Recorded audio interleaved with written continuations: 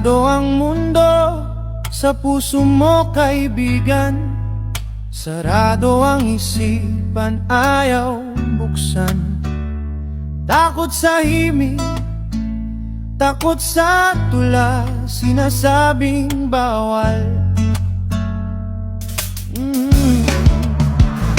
Ang musika sa'yo'y tila'y lason sa isipan.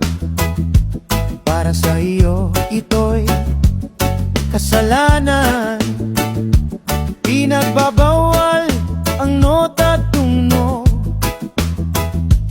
pero sandatay hawak sa kamay. Tabak at baril na pwedeng pumatay, pero gitara'y nilalait sa musikang nagbibigay pag-asa. Buhay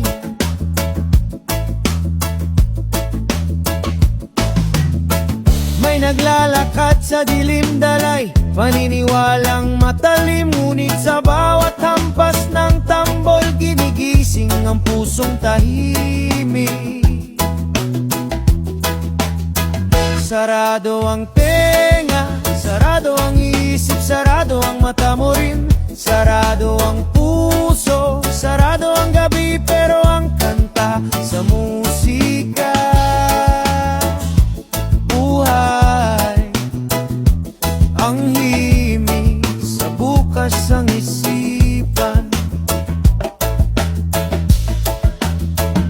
Sabi nila bawal ang sayaw, masama raw pakinggan ng tugtog. Pero sa bawat awit ng pag-ibig, may pusong muling nabubuo't nagbabago. Kung kayang magpatay ang bala, kayang magpagaling ang tono. Kung kayang sumira ng galit, kayang itayo ng kanta ang tao. Ang musika ay pwedeng ipagpati ang magkaaway na kaibigan.